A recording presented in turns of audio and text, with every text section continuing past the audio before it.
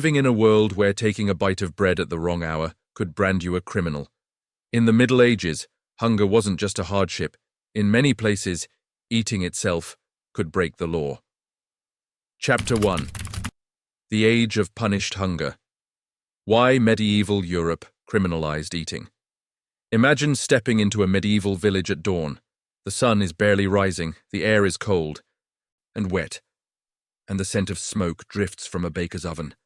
People are already lining up in the square, but they're not allowed to buy or eat yet, not until the town bell rings.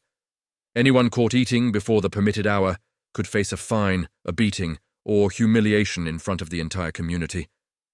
This was the world shaped by the starvation laws of the Middle Ages, a world where eating wasn't simply a biological act, but a controlled, regulated, and deeply moralized behavior.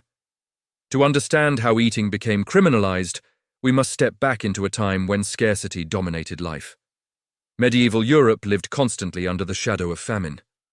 Bad weather, failed harvests, raids, and plagues meant food was never guaranteed, and in a world where hunger kept entire populations fearful and obedient, rulers recognized a brutal truth. Controlling food meant controlling people. Authorities began creating laws around food, not just what could be eaten, but when, where, and by whom. In some towns, laborers were forbidden to eat during work hours, not because their employers were cruel, but because authorities believed eating slowed productivity. Imagine digging ditches for 10 hours straight, stomach growling, knowing that taking even a small bite of bread could get you punished. Beyond productivity, food laws were also a tool for maintaining the rigid medieval class structure. In many places, nobles could eat nearly anything, in any quantity at any time. Peasants, however, lived under strict limitations. Some regions forbade them from eating certain prestige foods, like game meat, spices, or fine white bread. A peasant caught eating above his station could be fined or whipped. It sounds absurd today, but in the Middle Ages, even food was part of the costume of social hierarchy. Then came the church, the most powerful institution in medieval life. Religious fasting rules were everywhere, influencing not only personal choices but public law. If the church declared a fast day, entire villages were expected to comply. Eating meat on a forbidden day wasn't just a sin. In some regions, it was punishable by civil authorities. The church and local rulers worked together, believing that strict food discipline created a more obedient and pious society. Hunger, in a sense, became a spiritual weapon. But starvation laws were also born out of fear of chaos, fear of rebellion, fear of what hungry people might do. Medieval leaders remembered well that famines often sparked riots. When people got desperate, they broke into grain stores, attacked mills, or stormed the homes of wealthy merchants.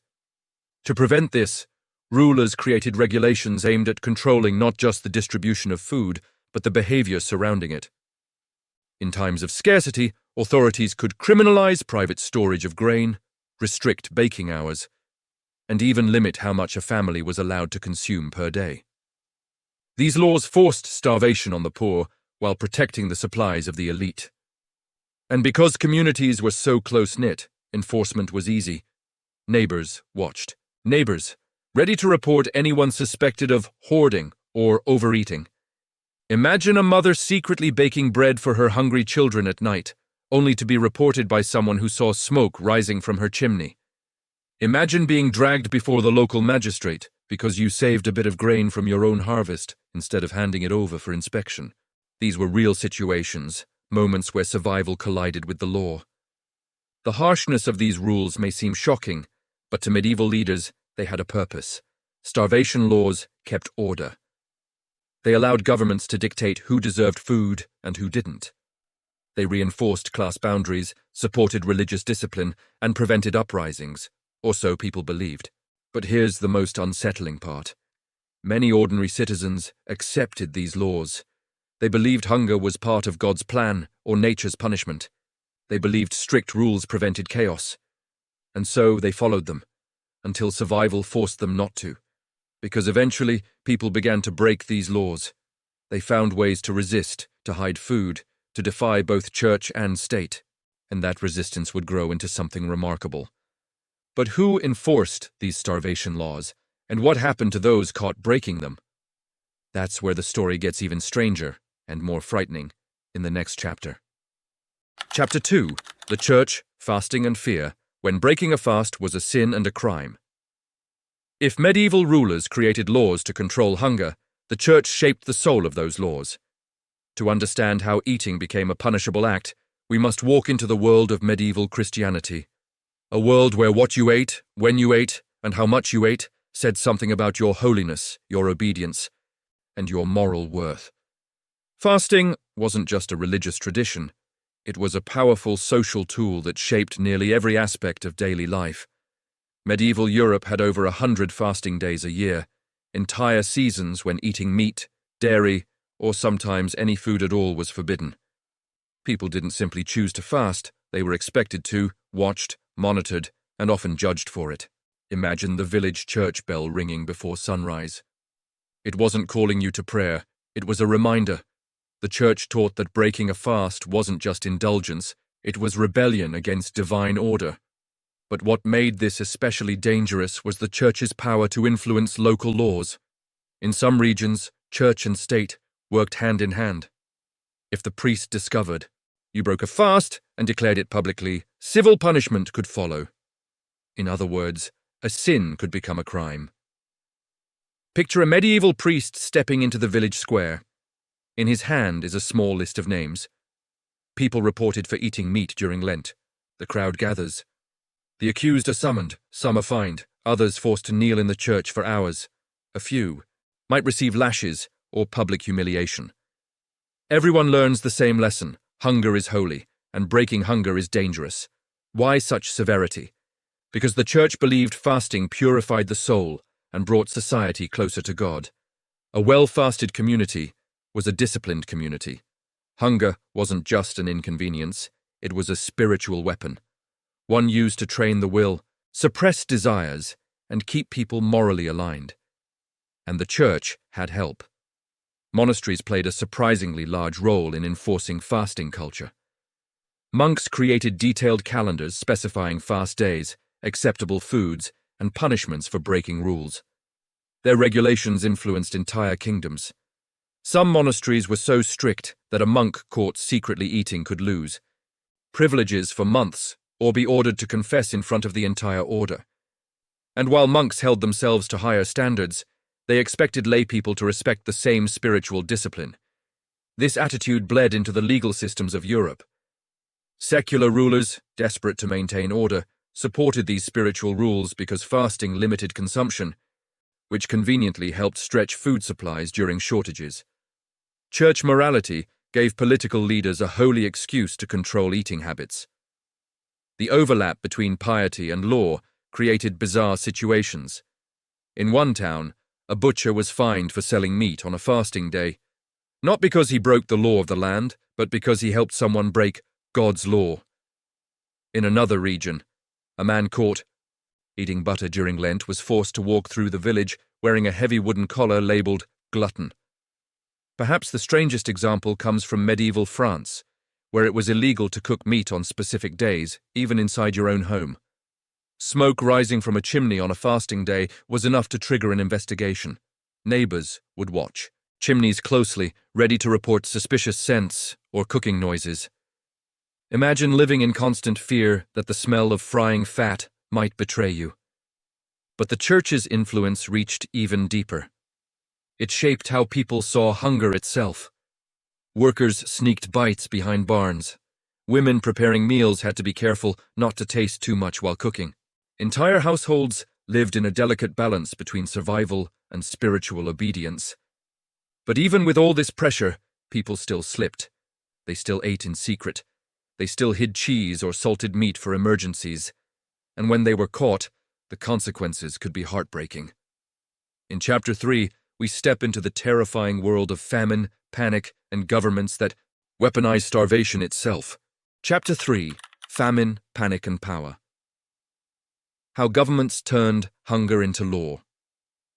Famine in the Middle Ages was more than empty stomachs. It was fear incarnate. A single season of strange weather, a swarm of locusts, or an unexpected war could collapse the food supply overnight. Entire regions would watch their fields rot and their grain stores shrink, and slowly, a quiet dread settled over every home. The difference between surviving the winter and dying before spring often depended on a few sacks of wheat. And when fear took hold, medieval governments reacted with something harsher than compassion: control. Food became a weapon, and starvation became a policy. The moment famine threatened, rulers rushed to pass emergency edicts regulating every part of the food chain. Grain couldn't be stored privately. Markets couldn't open freely. Bakers couldn't bake without permission. Even families weren't allowed to mill their own grain without submitting to inspections. The logic behind these laws was simple, or so officials claimed. Controlling food distribution would prevent chaos. Hoarding would stop. The rich wouldn't monopolize supplies. Prices would stabilize. But in reality, these rules often hurt the poor most and helped the wealthy retain power over dwindling resources. Imagine a small medieval village struck by a terrible harvest. People gather around the communal granary, hoping the officials will distribute the little grain that remains. Instead, the village reeve announces new laws. No family may keep more than 1 week's worth of food. All extra grain must be seized and placed under government supervision. Anyone caught hiding stores will face punishment. Suddenly, survival becomes suspicious. A woman saving a handful of barley for her child might be accused of hoarding. A farmer keeping a small emergency supply could be dragged before the town council. And if someone was caught baking at night, that was often considered a direct challenge to authority, punishable by fines, public shame, or confiscation of everything they owned. These regulations weren't limited to villages. Cities had even stricter rules. In London, Florence, and Paris, market inspectors patrolled streets to make sure no one bought more than the allowed amount. Guards monitored mills, ensuring grain was ground only under official supervision. In some places, a soldier could enter a home without permission if he suspected illegal cooking. The fear of riots pushed leaders to extreme measures. Any time famine loomed, they braced for violence. They remembered stories of desperate peasants storming castles or burning down bakeries blamed for high prices. So, governments used the law to squeeze the population into compliance. One eerie example comes from 14th century Italy, where officials declared that anyone caught eating more than their ration would be marked as a food traitor. In Northern Europe, some towns passed the so-called single loaf law. A family could bake once a week, no more. Anyone found baking extra loaves, even in secret, risked losing their home or being expelled from the community. This turned kitchens into battlegrounds of fear and desperation. But perhaps the most heartbreaking aspect of famine laws was how they criminalized simple acts of survival. In many places, it was illegal to gather wild grains or forage in forests without permission. In reality, the community rarely benefited. Authorities did. There are records of peasants arrested for taking handfuls of grain that spilled on the ground during transport. Men imprisoned for catching a rabbit during a famine. Children punished for picking berries outside official hours. The very instincts that helped humans survive for thousands of years became crimes overnight.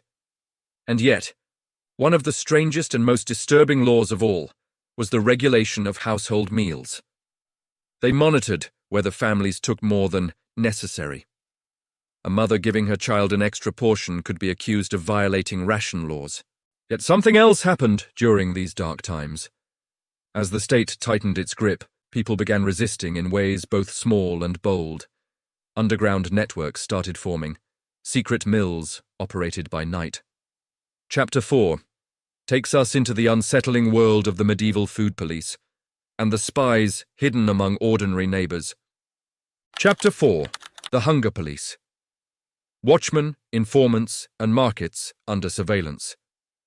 If you lived in the Middle Ages, you didn't just fear hunger, you feared the people who enforced it. By the time famine laws and church fasting rules tightened their grip, an entire system of surveillance emerged. Not spies in shadowy cloaks, but everyday. Figures who suddenly had the power to decide whether you were hungry by choice or by force. These were the Hunger Police, a mix of market inspectors, town watchmen, religious informants, and perhaps most terrifyingly, your own neighbors. It began with market regulation. Medieval markets were the beating heart of food. Distribution, and rulers believed controlling them, was the key to preventing chaos. So they appointed officials with intimidating titles: market wardens, grain overseers, bread testers, and in some places, meat jurors. These people patrolled stalls every morning, measuring loaves, weighing grain, inspecting barrels of ale, and interrogating vendors about prices. If a baker sold bread that was too heavy or too light, he could be punished. Too light meant deception. Too heavy meant he was wasting flour that belonged to the community.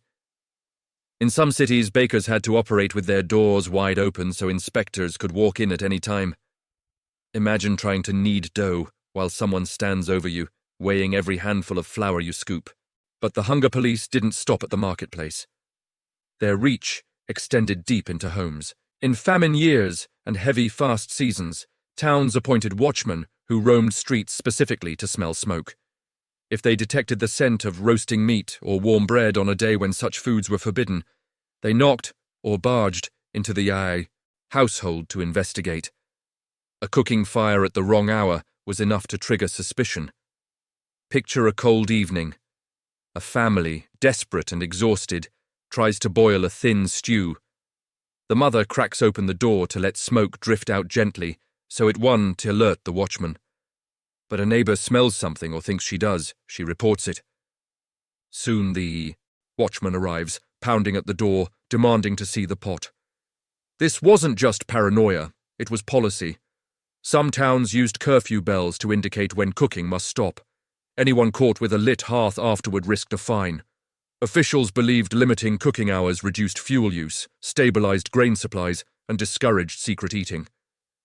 Then came the most unsettling aspect: informants.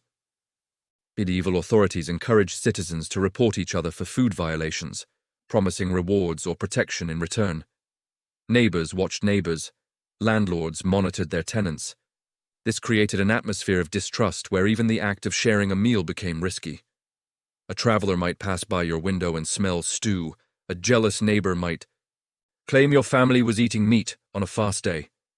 A competitor might accuse you of hoarding grain, and accusations often mattered more than evidence. Records survive of women dragged before councils because neighbors claimed they saw too much smoke from their chimneys. Even religious institutions played a role. Monks and priests served as the moral arm of food surveillance. And then there were the market spies, undercover agents hired by city councils to blend into crowds and observe illegal transactions. Yet, the most disturbing function of the hunger police wasn't catching criminal behavior, it was deciding what counted as criminal behavior. A woman giving her sick husband a piece of salted pork. In the worst famine years, repeated violations could lead to imprisonment, which almost always meant death by starvation anyway. And what made it unbearable was the unpredictability. But where there is oppression, there is resistance. So how did ordinary people fight back against these suffocating starvation laws? In Chapter 5, we step into the world of rebellion, where hunger itself became the spark of revolution. Chapter 5. When survival became rebellion. The people who fought back. Every oppressive system eventually reaches a breaking point.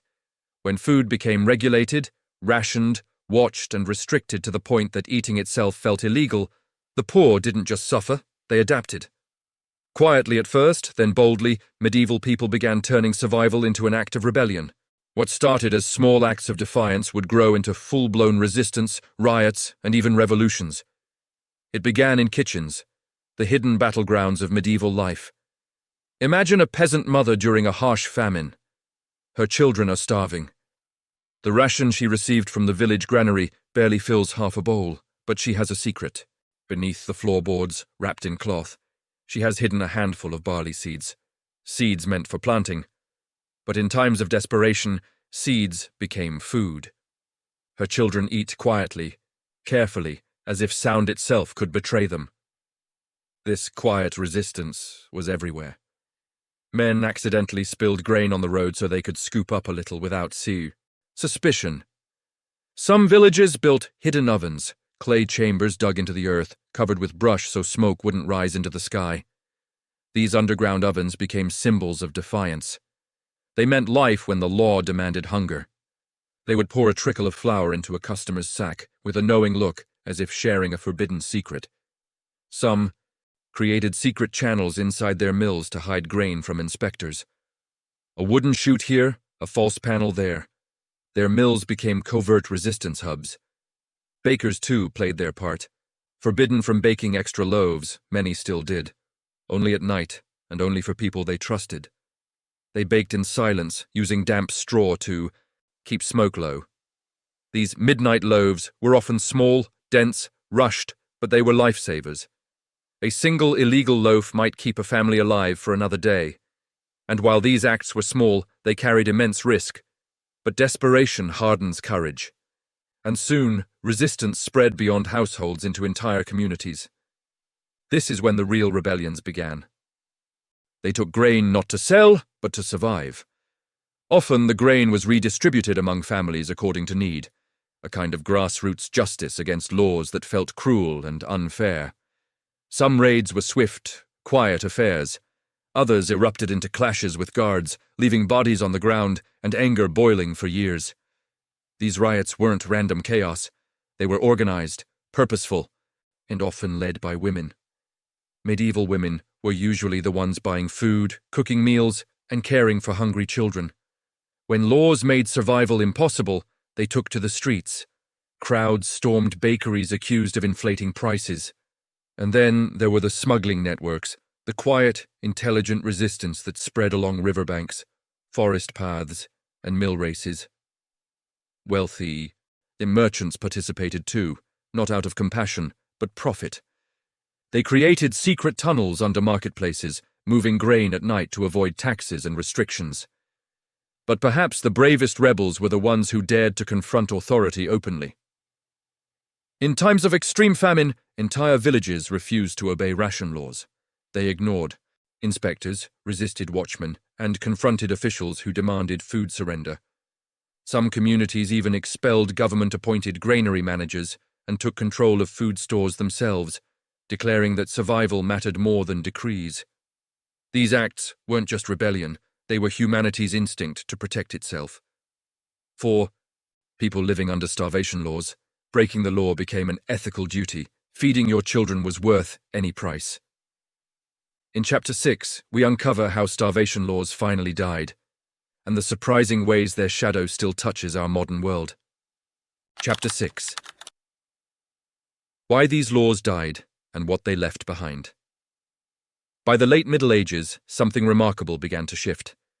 After centuries of living under starvation laws, of fearing inspectors, watchmen, fasting edicts, and the constant threat of punishment for simply trying to eat, society began to question the very foundations of these rules. Grain could now be imported when local crops failed. Merchants formed vast networks, shipping rye, barley, and wheat across seas and rivers. Suddenly, famine wasn't just a local problem, it could be eased through commerce. Governments could no longer claim they needed complete control over every loaf of bread and every grain of wheat. Cities like Venice, Bruges, and London began establishing organized grain reserves and emergency import systems, reducing the need for harsh rationing. With more food available, people became less accepting of laws that punished hunger. People began questioning whether fasting rules truly protected their souls or simply reinforced institutional power. The idea that eating at the wrong time could be a sin, let alone a crime, started to lose its grip. Reform movements further eroded the Church's influence over daily life. Protestant regions rejected mandatory fasting days entirely, viewing them as unnecessary or oppressive. Meanwhile, scientific advancements were changing how people understood food. Medieval beliefs about humors, sin, and divine punishment slowly gave way to early nutrition concepts. Physicians began emphasizing the importance of regular meals for health. They argued that fasting was harmful when done excessively, especially for children, the elderly, or pregnant women. This wasn't compassion alone. It was science beginning to challenge superstition. By the 16th century, many governments realized that starving citizens were not obedient citizens.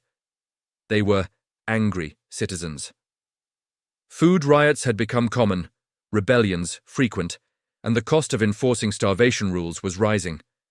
The very laws meant to impose order were now threatening instability. Something had to change. So rulers shifted tactics. Instead of punishing people for eating, they focused on stabilizing food prices, supporting markets, and encouraging better agricultural methods.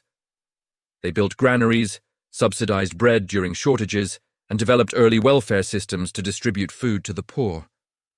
Slowly, food moved from being a tool of control to a matter of governance. But while starvation laws weakened, they didn't disappear overnight. Some regions clung to them well into the early modern era. Market inspectors still existed. Rationing still happened during wars. Fasting rules lingered culturally even when no longer legally enforced. Yet the moral shift was irreversible. Hunger was no longer a crime. It was a problem to be solved. Perhaps the most dramatic transformation came with the rise of human rights philosophy. Thinkers began arguing that access to food was not a privilege granted by rulers, but a basic need of life, something every person deserved. Enlightenment writers criticized regulations that harmed the poor. Food deserts, price manipulation, and unequal access to resources continue to shape who eats and who doesn't. Even the old fear of hoarding returns whenever disaster strikes. Yet the memory of enforced hunger, of meals turned into moral tests, remains buried in cultural stories and historical records. What died with starvation laws wasn't just a set of regulations. What died was the worldview, the belief that hunger must be policed, that survival must be supervised, and that ordinary people cannot be trusted with their own food. What emerged in its place was a new understanding. Eating is not a privilege. It is a right. A right shaped not by rulers or priests, but by humanity's shared need for dignity. For centuries, medieval people lived under laws that criminalized their most basic instinct. Their struggles, their defiance, and their quiet acts of rebellion built the foundation for a world where we can eat freely today. And perhaps the greatest lesson they leave us is this: a society is measured not by how it controls hunger, but by how it relieves it. As we close this story, remember, in an age when eating was a crime, survival itself was an act of courage.